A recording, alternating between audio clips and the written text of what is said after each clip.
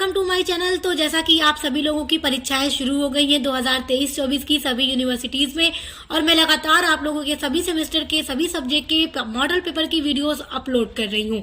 और आज की वीडियो में मैं लेकर आई हूं बीए फर्स्ट ईयर के फर्स्ट सेमेस्टर में पॉलिटिकल साइंस का मॉडल पेपर। ये सॉल्व्ड मॉडल पेपर है और आज के वीडियो में मैं आपको 25 ऐसे महत्वपूर्ण प्रश्न बताऊंगी जो आपके अति लघु, लघु और दीर्घ सभी के लिए महत्वपूर्ण होंगे। आपने इन 25 प्रश्नों को तैयार कर लिया तो आपका सेक्शन ए, बी एंड सी सब तैयार हो जाएगा। तो चलिए वीडियो शुरू करते हैं। ये आपका एक महासंग्राम क्लास है। चलिए शुरू करते हैं।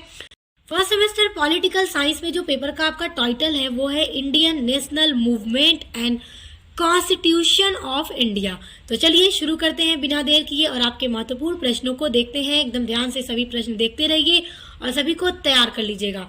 चलिए देखिए, पहला महत्वपूर्ण प्रश्न है आपका, नीति शास्त्र से क्या अभिप्राय है।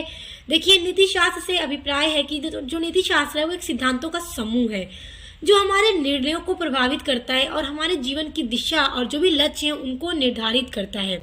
अब देखिए, दूसरा प्रश्न है आपका 1857 का स्वतंत्रता संग्राम से आप क्या समझते हैं। देखिए, बड़ा महत्वपूर्ण प्रश्न है और 1857 में जो विद्रोह हुआ था वो बड़ा महत्वपूर्ण है, अक्सर एग्जाम में पूछता है। तो देखिए, थोड़ा सा इसको समझने का प्रयास करते हैं। देखिए, 1857 का जो विद्रोह था वो भारतीय स्वतंत्रता के लिए पहला युद्ध था। भारत को स्वतंत्र कराने के लिए पहला युद्ध था और इसकी शुरुआत 10 मई 1857 को मेरठ में हुई थी। और यह जो विद्रोह था यह ईस्ट इंडिया कंपनी के खिलाफ पहला बड़े पैमाने पर विद्रोह था। यह विद्रोह असफल हो गया था, लेकिन फिर भी इसने जनता को एक बड़ा प्रभाव डाला था। जनता पर यह प्रभाव पड़ा था कि पूरे भारत में स्वतंत्रता आंदोलन गूंज उठा था और सभी ने आवाज उठानी शुरू कर दी थी भारत को आजाद कराने के लिए। अब देखिए, अगला प्रश्न है आपका, संविधान सभा में कितने सदस्य थे। तो संविधान सभा में 299 सदस्य थे। 299 सदस्य थे। अब देखिए, अगला आपका प्रश्न है, राष्ट्रपति पद के लिए योग्यताएं बताइए। तो थोड़ा समझते हैं। देखिए, राष्ट्रपति पद के लिए सबसे इम्पोर्टेंट जो योग्यता है वो यह है कि वो भारत का नागरिक होना चाहिए। अगर वो भारत का नागरिक नहीं होगा तो वो राष्ट्रपति पद पर नहीं बन सकता, इसलिए वो भारत का नागरिक होना चाहिए। उसके अलावा वो 35 वर्ष की आयु पूरी कर चुका हो। उसके अलावा देखिए, वो लोकसभा का सदस्य निर्वाचित होने की योग्यता रखता हो, तभी वो राष्ट्रपति के पद के लिए योग्य होगा। और स्टूडेंट्स देखिए, जो आपका पॉलिटिकल साइंस है बीए फर्स्ट सेमेस्टर में, उसकी जो सभी यूनिट्स हैं मैंने कंप्लीट करवा दी हैं। तो मैं आपको डिस्क्रिप्शन बॉक्स में प्लेलिस्ट की लिंक दे दूंगी पॉलिटिकल साइंस की। अगर आप अपने सभी यूनिट्स को डिटेल में पढ़ना चाहते हैं तो अपने महत्वपूर्ण प्रश्नों को देखने के बाद डिस्क्रिप्शन बॉक्स में दी गई लिंक पर जरूर विजिट कीजिएगा। अब देखिए, अगला आपका प्रश्न है, राष्ट्रीय आंदोलन का अर्थ बताइए। देखिए, राष्ट्रीय आंदोलन का अर्थ एग्जाम में जरूर पूछेगा। देखिए, राष्ट्रीय आंदोलन का जो शाब्दिक अर्थ होता है वो है राष्ट्र के लिए आंदोलन। और जब हमारा भारत अंग्रेजों का गुलाम था तो उसके बाद तभी भारत के लोगों के अंदर एक राष्ट्रवाद की भावना शुरू हुई और उसके बाद सभी लोगों ने मिलकर भारत को आजाद कराने के लिए राष्ट्रीय आंदोलन करना शुरू कर दिया था। अब देखिए, छठा महत्वपूर्ण प्रश्न है, भारत में उच्च न्यायालय की स्थापना कब और कहाँ हुई।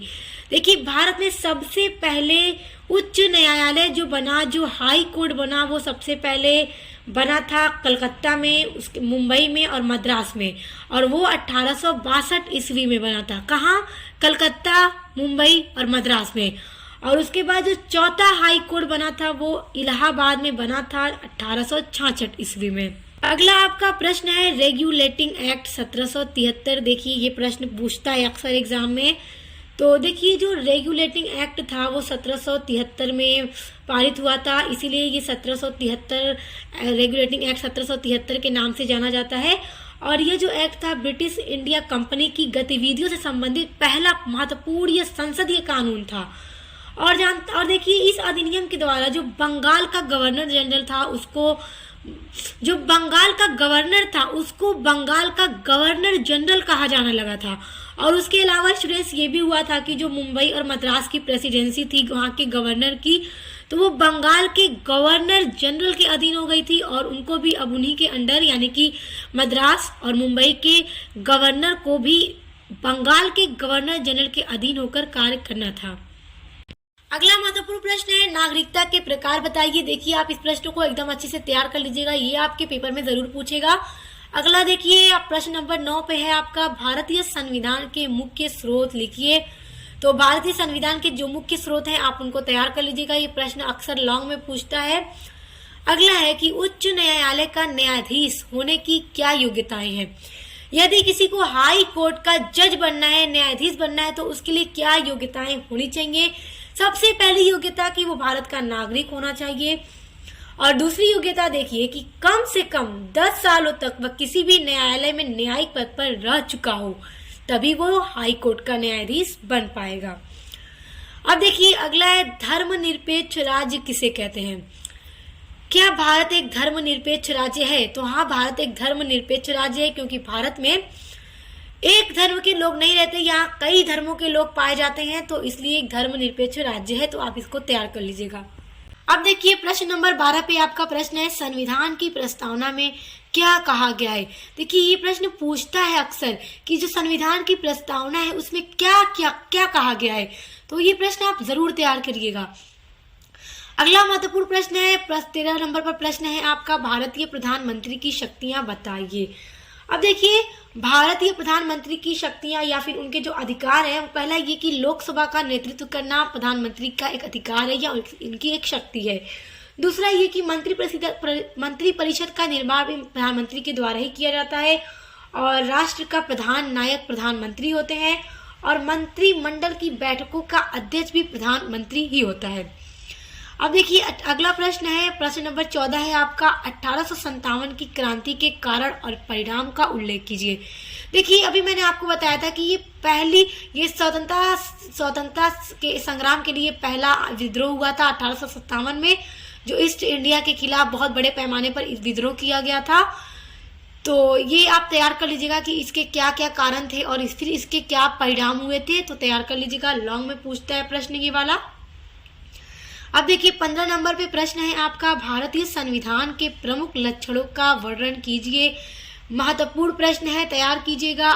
देखिए 16 नंबर पे प्रश्न है आपका, राज्य के नीति निर्देशक सिद्धांतों की आलोचनात्मक व्याख्या कीजिए। देखिए सभी टॉपिक पर मैंने वीडियोस लॉन्ग में अपलोड कर रखी है, आप डिटेल में पढ़ लीजिएगा डिस्क्रिप्शन बॉक्स में दी गई लिंक पर विजिट करके। देखिए आज के वीडियो के सभी प्रश्न बहुत महत्वपूर्ण है, आप सभी को तैयार कर लीजिएगा परीक्षा में जाने से पहले।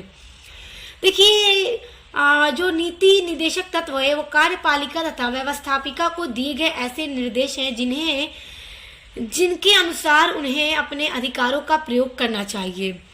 देखिए 17 नंबर पे महत्वपूर्ण प्रश्न है आपका, लोकसभा की संरचना और शक्तियों का मूल्यांकन कीजिए। देखिए लोकसभा पर मैंने एक डिटेल वीडियो बना रखी है, तो डिस्क्रिप्शन बॉक्स में जो मैं लिंक दे दूंगी आपको, उसमें आप देख लीजिएगा। वैसे देखिए जो लोकसभा है तो भारत के संविधान के अनुच्छेद 79 में लोकसभा की व्यवस्था की गई है, और लोकसभा को ना लोअर हाउस भी कहा जाता है। डिटेल वीडियो के लिए आप डिस्क्रिप्शन बॉक्स में दी गई लिंक पर विजिट कीजिए। देखिए 18 नंबर पे आपका महत्वपूर्ण प्रश्न है, भारतीय संविधान में वर्णित मौलिक अधिकारों की व्याख्या कीजिए।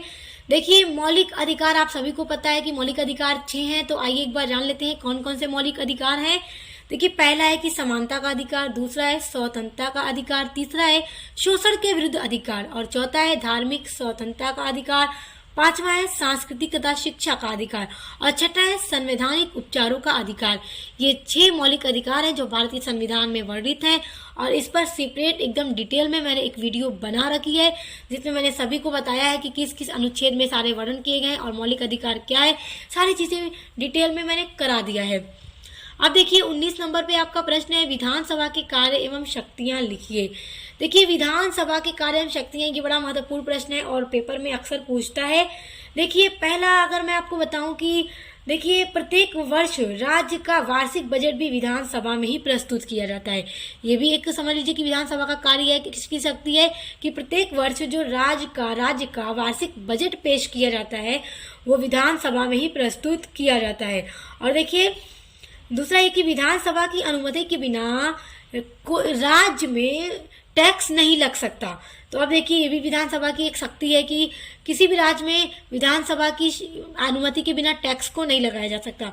तो विधानसभा के ऊपर भी पूरी सेपरेट एकदम डिटेल में वीडियो मैंने बना रखी है। अगला देखिए 20 नंबर पे प्रश्न है आपका, राज्यसभा के गठन और उसके अधिकारों की विवेचना कीजिए। देखिए राज्यसभा पर भी एकदम डिटेल में मैंने वीडियो बना रखी है, तो सभी के लिए आप डिस्क्रिप्शन बॉक्स में चेक कर लीजिएगा।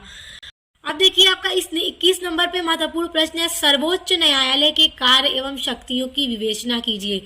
देखिए सभी पर मैंने वीडियोस अपलोड कर रखी है पूरी डिटेल में। सर्वोच्च न्यायालय क्या है, उसके कार्य, उसकी शक्तियां, सभी पर वीडियो अपलोड है। अगला है मौलिक कर्तव्य से आप क्या समझते हैं। मौलिक कर्तव्य पर भी मैंने वीडियो अपलोड कर रखी है ऑलरेडी। ये आपका सॉल्व्ड मॉडल पेपर है। अगला है 23 नंबर पे, मुख्यमंत्री तथा राज्यपाल के संबंध की चर्चा कीजिए। मुख्यमंत्री पर वीडियो अपलोड है, राज्यपाल पर भी वीडियो अपलोड है, और दोनों के बीच में क्या संबंध है उस पर भी वीडियो अपलोड है मेरे चैनल पर। आपको सब डिस्क्रिप्शन बॉक्स में दी गई लिंक पर मिल जाएगा।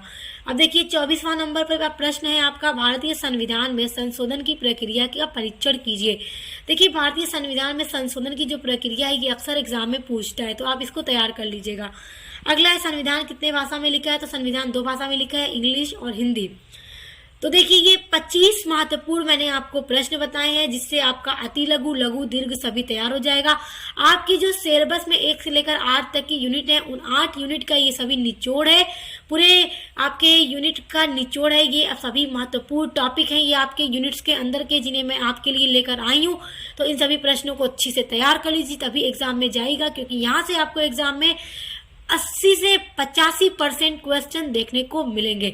तो अब चलिए जल्दी से डिस्क्रिप्शन बॉक्स में दी गई लिंक पर विजिट करिए, अपने सभी क्वेश्चन के आंसर को डिटेल में पढ़िए और अच्छे से एग्जाम दीजिए। Best of luck. अब मिलते हैं नेक्स्ट वीडियो के साथ।